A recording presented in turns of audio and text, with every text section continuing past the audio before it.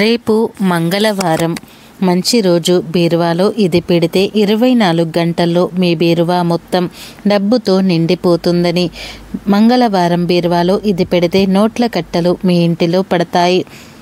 వీటిని పెడితే అనవసరంగా చేసే ఖర్చులు కూడా తగ్గిపోతాయి. లక్ష్మీదేవి అనుగ్రహం కలుగుతుంది. మంగళవారం లక్ష్మీదేవిని పూజించి ఈ మూటను బీరువాలో పెడితే ఇక మీకు సంపదకు లోటు రాదు. మంగళవారం రోజున లక్ష్మీదేవిని పూజిస్తే సకల సంపదలు కలుగుతాయి. అలాగే ఈ రోజున దీక్ష చేయటం వల్ల లేదా ఉపవాసం ఉండడం వల్ల కోరిన కోరికలు నెరవేరుతాయని పండితులు చెబుతున్నారు. మంగళవారం రోజు లక్ష్మీదేవిని తెలుపు ఎరుపు పువ్వులతో పూజించాలి. పండ్లు లేదా ఏవైనా స్వీట్స్ నైవేద్యంగా పెట్టాలి. ఇవేమీ లేకపోయినా పాలు అయినా సరే నైవేద్యంగా పెట్టవచ్చు. లక్ష్మీ అష్టోత్తర శతనామావళి చదివి పూజిస్తే శుభం జరుగుతుంది. మంగళవారం లక్ష్మీదేవిని ప్రసన్నం చేసుకోవడానికి ఈ విధంగా పూజించండి. ఆ తల్లి అనుగ్రహం తప్పకుండా లభిస్తుంది. ఇక మంగళవారం బీరువాలో కొన్ని వస్తువులు పెట్టడం వల్ల మీ వద్దకు ధనం విపరీతంగా వస్తుంది. ఎక్కువ డబ్బు సంపాదించాలి, పొదుపు చేయాలి అని కోరుకునేవారు, ఖర్చులను నియంత్రించుకోవాలి అనుకునేవారు రేపు మంగళవారం బీరువాలో వీటిని పెట్టండి. మనలో చాలామంది బీరువాలో డబ్బులు, నగలు దాచుకుంటూ ఉంటారు. అలాగే ఆస్తి పేపర్స్ కూడా బీరువాలో దాచుకుంటూ ఉంటారు. మీరు వీటిని రెట్టింపు చేసుకోవాలి అనుకుంటే బీరువాలో వీటిని పెట్టండి. డబ్బు, బంగారము, ఆస్తులు తప్పకుండా రెట్టింపవుతాయి. బీరువాలో ఏది పెట్టినా వాటిని పవిత్రంగా చూడాలి. బీరువా విషయంలో కొన్ని పద్ధతులు పాటించాలి. వాటిని పాటిస్తే లక్ష్మీదేవి అనుగ్రహం ఎల్లప్పుడూ ఉంటుంది. బీరువాను ఎప్పుడూ నైరుతిలోనే ఉండాలి. నైరుతి అంటే దక్షిణానికి పడమరకు మధ్యలో ఉన్నటువంటి ప్రదేశం. బీరువా డోర్స్ ఓపెన్ చేస్తే అది ఉత్తరం వైపు చూస్తూ ఉండాలి. ఇక బీరువా తెరవగానే చక్కని సువాసన రావాలి. అంతేకాని పాత బట్టల వాసన లేదా బొద్దింకలు గుడ్లు పెట్టిన వాసన రాకూడదు. అలాంటివి వస్తే ఆ ఇంట లక్ష్మీదేవి నివాసం చేయదు.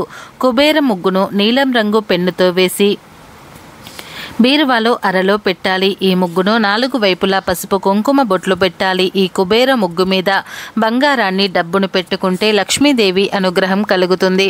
బీరువాపై ఎప్పుడూ దేవుని ఫోటోలు అతికించరాదు.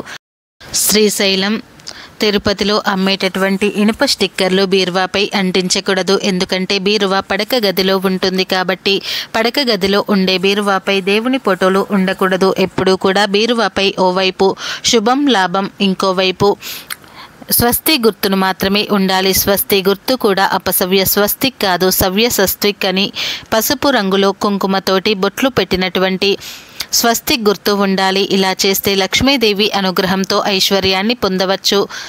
చాలామంది మహిళలు అతి జాగ్రత్తగా బట్టల మధ్యలో నగదు, బంగారము దాచేస్తూ ఉంటారు.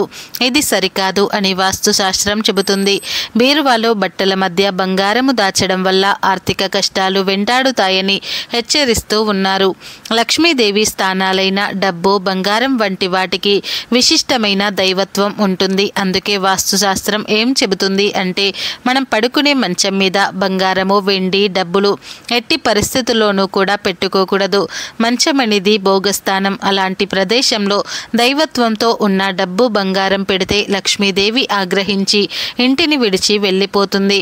డబ్బు, బంగారం ఉంచే బీరువాలపైన ప్రయాణాలు చేసేటటువంటి సూట్ కేసులు, అట్టెపెట్టెలు వంటి సామాన్లు పెడితే దరిద్ర దేవత ఆహ్వానించినట్లే అని వాస్తుశాస్త్రం చెబుతుంది.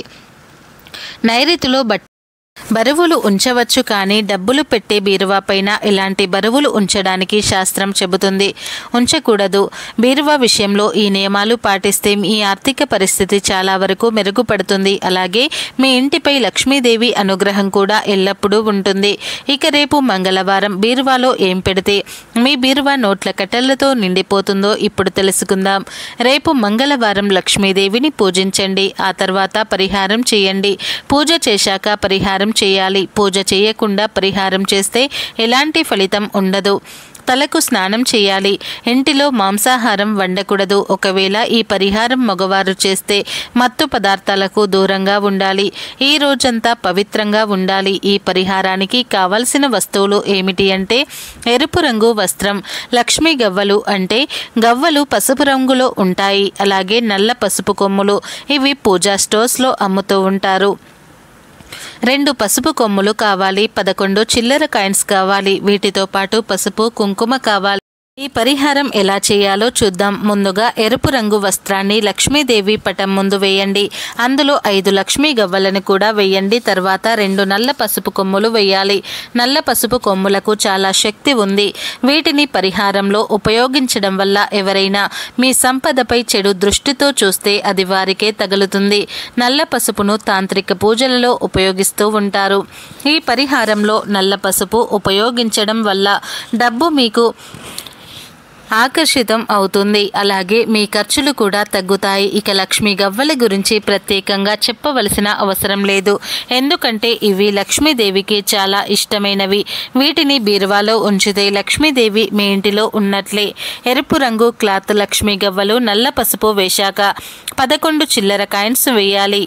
పసుపు, కుంకుమ వేసి మూట కట్టాలి. ఇప్పుడు ఆ మూటను లక్ష్మీదేవి పటం ముందు ఉంచి మీ సంకల్పం చెప్పుకోండి. మీకు ఉన్న ఆస్తి సమస్యలు, ఆర్థిక సమస్యలు చెప్పుకోండి. మీ బంగారం తాకట్టులో ఉన్న ఈ పరిహారం చేయవచ్చు. మీ సంకల్పం చెప్పుకున్న తర్వాత ఆ మూటకు ధూపం చూపించండి. ఆ తర్వాత ఈ మూటను బీరువాలో పెట్టండి. బీరువాలో లాకర్స్ ఉంటాయి కదా, అందులో పెట్టాలి. వీటిని మంగళవారం బీరువాలో పెట్టడం వల్ల లక్ష్మీదేవి అనుగ్రహం కలిగి ధనం విపరీతంగా మీ వద్దకు వస్తుంది. ఈ పరిహారం రహస్యంగా చేయండి. మీ బంధువులకు, మిత్రులకు అసలు చెప్పకూడదు. వ్యాపారాలు చేసేవారు ఈ మూటను లాకర్లో పెట్టాలి. అలా చేస్తే మీ వ్యాపారం అంచెలంచెలుగా అభివృద్ధి చెందుతుంది. ఇక ఆ మూటను 3 నెలలకు మార్చవచ్చు. మూటను వేసినవి దాదాపుగా పాడు అవ్వవు కాబట్టి వాటిని ఎన్ని రోజులైనా, ఎన్ని నెలలు అయినా బీరువాలో ఉంచవచ్చు. మూట మార్చేటప్పుడు అందులో ఉన్న లక్ష్మీ గవ్వలను మరోసారి పరిహారంలో వాడుకోవచ్చు. చిల్లర కాయిన్స్ను గుడి దగ్గర ఉండే వారికి ఇచ్చేయండి. నల్ల పసుపు కొమ్ములను మాత్రం పారే నీటిలో పడేయండి. చెరువులలో, నదులలో, కాలువలో వేయాలి. ఎక్కడ వేయకూడదు. ఇలా మంగళవారం రోజు ఈ పరిహారం చేస్తే మీ బీరువా మొత్తం డబ్బుతో నిండిపోతుంది. ఈ వస్తువులకు ధనాన్ని ఆకర్షించే శక్తి ఉంది కాబట్టి ప్రతి ఒక్కరూ కూడా రేపు మంగళవారం బీరువాలో వీటిని పెట్టి లక్ష్మీదేవి అనుగ్రహాన్ని పొంది సిరి సంపదలకు లోటు లేకుండా ఆనందంగా జీవించండి.